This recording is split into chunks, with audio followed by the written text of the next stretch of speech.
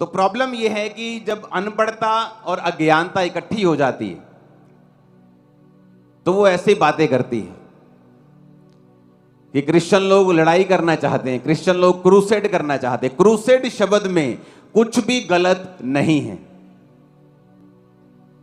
क्योंकि क्रूसेड का मतलब है, जैसे इफिसियां 6 उसकी 10 से 19 आयत हम पढ़ेंगे, इसमें लिखा है, इसलिए प्रभु में और उसकी शक्ति के प्रभाव में बलवंत बनो, परमेश्वर के सारे हथियार बांध लो कि तुम शैतान की युक्तियों के सामने खड़े रह सको, क्योंकि हमारा यह मल्ल युद्ध लहू और मांस से नहीं परंतु प्रधानों और अधिकारियों और उस संसार के अंधकार के हाकिम से और उस दुष्टता की आत्मिक सेनाओं से है जो आकाश में है।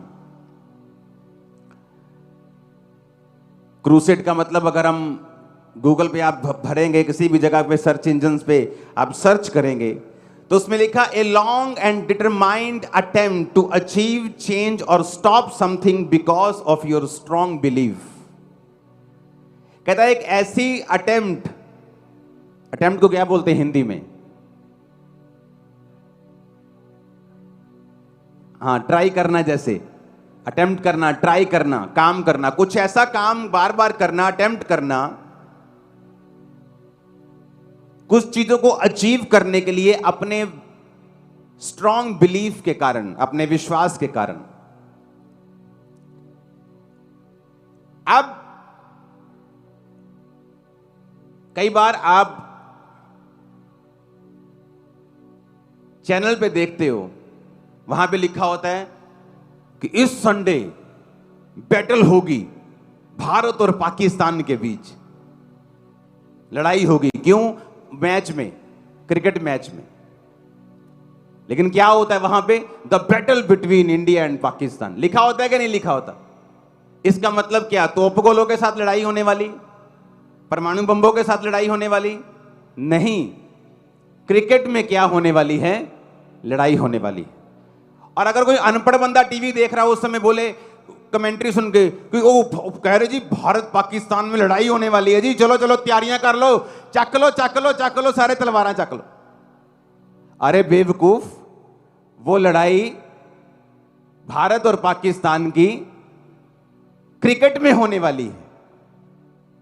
अब यह समझने की जरूरत है कि जो बाइबल लड़ाई की बात कर रही है वो किससे कर रही है? उसने कहा प्रभु के सारे हथियार बांध लो। इसमें तलवारों की बात नहीं हो रही। कहता क्योंकि हमारा मल्ल युद्ध लहू और मांस से नहीं है। अगर लहू और मांस से युद्ध ही नहीं है तो फिर प्रॉब्लम किस चीज की है? अब इंग्लिश का एक शब्द है क्रूसेड, हिंदी का शब्द है लड़ाई। उसे आप किसी भी तरीके से इस्तेमाल कर सकते हो। जब किसी का मैच होता है वो भी कहता है युद्ध होने वाला है, the battle between India and Pakistan. तो अगर किसी बंदे ने इसको गलत तरीके से इस शब्द को इस्तेमाल किया है, इसका मतलब यह नहीं है कि फ्यूचर में कोई अच्छा व्यक्ति इस शब्द का इस्तेमाल नहीं कर सकता। हालेलुया। क्रूसेड का मतलब है अपने बिलीफ के कारण कुछ अटेम्प्ट करना। क्या अटेम्प्ट करना? कि आत्मिक युद्ध करना। कौन सा आत्मिक युद्ध? बीमारियों के खिलाफ, पाप के खिलाफ, व्यभिचार के खिलाफ, नशों के खिलाफ, अज्ञानता के खिलाफ, अनपढ़ता के खिलाफ, शैतान के खिलाफ, जिनका हेड ऑफिस बाइबल कहती है आसमान में है। और परमेश्वर ने हथियार बताए। कौन से हथियार हैं? कहते हैं इसलिए परमेश्वर के सारे हथियार बांध लो कि तुम बुरे दिनों का सामना कर सको और सब कुछ पूरा करके स्थिर रह सको।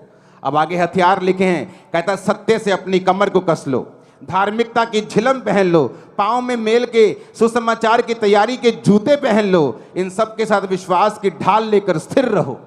ये तो हमारे हथियार हैं। अगर ये लड़ाई शारीरिक होती, यीशु मसीह ने शारीरिक लड़ाई करने के लिए कहा होता तो हम लड़ते शारीरिक लड़ाई। किसी का भय, किसी का डर नहीं है। लोग बोलते हैं किसी के बाप का नहीं खाते, कोई प्रॉब्लम नहीं है। पर यह लड़ाई ऐसी थी नहीं और ऐसी है नहीं। बाइबल कहती है इस लड़ाई का जो हमारा हथियार है वो आत्मा की तलवार है जो खुदा का वचन है। कहता ले लो। कहता सत्य से अपनी कमर को कस के धार्मिकता की झिलम पहननी, जो झिलम हार्ट को, फेफड़ों को सुरक्षित रखती थी। कहता वो झिलम लोहे की नहीं पहननी, धार्मिकता की पहननी है। जो जूते पहन के लोग लड़ने के लिए जाते थे, कहता तुम्हारे वो जूते नहीं हैं, तुम्हारे पांव में मेल के सुसमाचार की तैयारी के जूते हैं। जो ढाल लोग लेके जाते थे बचने के लिए, कहता वो लकड़ी की, वो लोहे की ढाल, पीतल की नहीं है। कहता वो विश्वास की ढाल है जिसे लेकर तुमको स्थिर रहना है। ऊंची आवाज में हालेलुया बोलो एक बार।